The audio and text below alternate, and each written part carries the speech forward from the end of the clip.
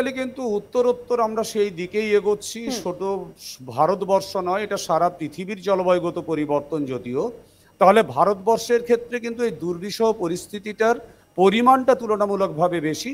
তার কারণ হচ্ছে ভারতের জলবায়ুই মানুষের দ্বারা সবচেয়ে বেশি নিয়ন্ত্রিত হয়েছে, যার ফলে আলটিমেটলি আজকে আমরা যে অবস্থাটার দিকে যাচ্ছি, একটা ভয়ঙ্কর দুর্বিষহ পরিস্থিতি। মানুষের অর্থনৈতিক অবস্থার ক্ষেত্রে বিপর্যয় নেমে আসবে, মানুষের খাদ্যশস্য উৎপাদনের পরিমাণ হ্রাস পাবে, বর্ষার শুরুতে যেহেতু বৃষ্টি নেই, চাষাবাদের ক্ষেত্রে খুব সমস্যা দেখা দেবে। উল্টো দিকে যখন বৃষ্টিপাত তুলনামূলকভাবে বাড়বে, তখন ফ্লাড সিচুয়েশন তৈরি হবে। অর্থাৎ কোনো অবস্থাতেই কিন্তু আমরা স্বস্তিকর একটা অবস্থায় থাকছি না।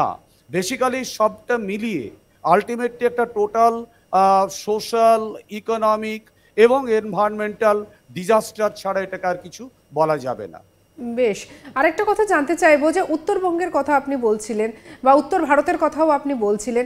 আমরা যদি আমাদের রাজ্যের দিকটা তাকাই, তাহলে বর্তমানে আমাদের উত্তরবঙ্গ, যার উপর অনেকটাই হয়তো আমাদের রাজ্যের জলবায়ুটা নির্ভর করছে, সেক্ষেত্রে কতটা ক্ষতিগ্রস্ত হচ্ছে? হ্যাঁ, বেসিক্যালি দেখুন, হিমালয় পার্বত্য অঞ্চলে আপনারা যদি খেয়াল করেন, এখনো পর্যন্ত তুষারপাত হচ্ছে। অর্থাৎ হিমালয় পার্বত্য অঞ্চলে বরফ পড়ার জন্য যে বায়ুটা সক্রিয় থাকার কথা, যে জেট স্ট্রিম সক্রিয় থাকার কথা, সেই জেট স্ট্রিম কিন্তু এখনো সক্রিয়, এবং সেটা ন্যাচারালি এই সময়টা থাকার কথা নয়। তার মানে বেসিক্যালি আমাদের যে শীতের প্রভাবের কথাটা বলছি, সেই শীতের প্রভাব কিন্তু গত বছরেও ছিল। আমরা শুধু বঙ্গোপসাগরের অবস্থানের জন্যে সেই শীতটাকে অনুভব করতে পারিনি। বেসিক্যালি যেটা ঘটছে সেটা হচ্ছে, এই সময় যেহেতু জেট স্ট্রিম ওখানে বসে রয়েছে, জেট স্ট্রিম স্থানান্তরিত হতে কিন্তু এখনও সময় লেগে যাবে প্রায় 2 থেকে 2.5 মাস। ফলে বেসিক্যালি মনসুন কিন্তু কমপক্ষে 1 থেকে 1.5 মাস ডিলে করে যাবে। অর্থাৎ যে জুন মাসে আমরা মনসুন পেতাম, সেই মনসুন কিন্তু আমরা পেতে পেতে জুলাই মাসের শুরু হয়ে যাবে। দ্বিতীয় যেটা গুরুত্বপূর্ণ বিষয়, সেটা হচ্ছে এর ফলে কি হবে। এই প্রচণ্ড তাপমাত্রাগত বৃদ্ধি শুধুমাত্র আমাদের দক্ষিণবঙ্গে নয়, এটা কিন্তু টোটাল উত্তর ভারত, বিহার এবং ঝাড়খণ্ডের বিস্তীর্ণ পরিসর স্থানে কিন্তু দেখা যাবে। এই তাপমাত্রাগত বৃদ্ধির ফলে উদ্ভিদ তার সালোক সংশ্লেষের পদ্ধতিকে হারিয়ে ফেলতে শুরু করবে। উদ্ভিদের অক্সিজেন প্রোডাকশনের পরিমাণ হ্রাস পাবে, এবং যার ফলে আলটিমেটলি কিন্তু আমরা যে দূষিত পরিমণ্ডলের মধ্যে থাকি, সেই পরিমণ্ডল আরও দূষিত হতে শুরু করবে। দ্রুত গতিতে বায়ু দূষণের মাত্রা বাড়বে, জল দূষণের মাত্রা বাড়বে, এবং তার সাথে সাথে আমাদের যে দৈহিক যে জৈব রাসায়নিক যে প্রক্রিয়াগুলো চলে, সেই প্রক্রিয়াগুলোরও পরিবর্তন ঘটতে শুরু করবে। ফলে দুর্বিষহ একটা পরিস্থিতি, সামগ্রিকভাবে একটা ডিজাস্টার সিচুয়েশনের দিকে আমরা কিন্তু দ্রুত গতিতে এগিয়ে চলেছি। আমরা এখনো সেটা বুঝতে পারছি না।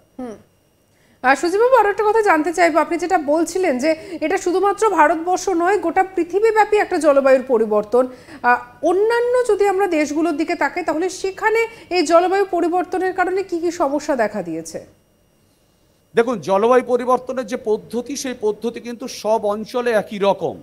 কিন্তু আমরা যদি তার আঞ্চলিকভাবে যদি সেটাকে বিশ্লেষণ করি, তাহলে আপনারা খুব অবাক হবেন।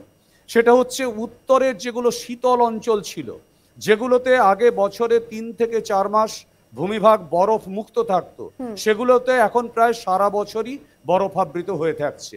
এবং তার ফলে শীতল নাতিশীতোষ্ণ অঞ্চলগুলোতে মানুষের জীবন এবং জীবিকার সাথে কৃষিকাজের যে সম্পর্ক ছিল, সেই সম্পর্ক হ্রাস পেতে বসেছে।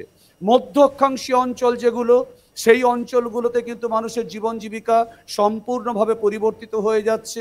তৃণভূমি অঞ্চল যেগুলো ছিল, সেই অঞ্চলগুলোতে ঘাসের প্রকৃতি বা তাদের বৈশিষ্ট্যগুলো সব পরিবর্তিত হয়ে যাচ্ছে।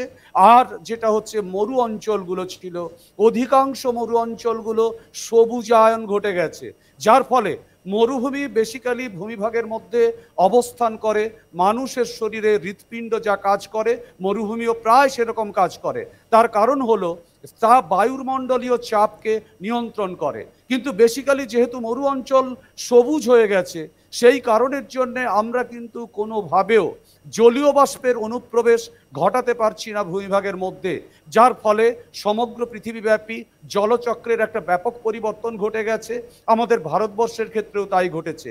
এরপরে যখন দেখবেন মনসুন আসবে, তখন কিন্তু আমাদের দক্ষিণ ভারতে অনেক বেশি পরিমাণে বৃষ্টি হবে। উত্তর ভারত শুধুমাত্র যখন নিম্নচাপ সংঘটিত হবে তখনই বৃষ্টিপাত পাবে।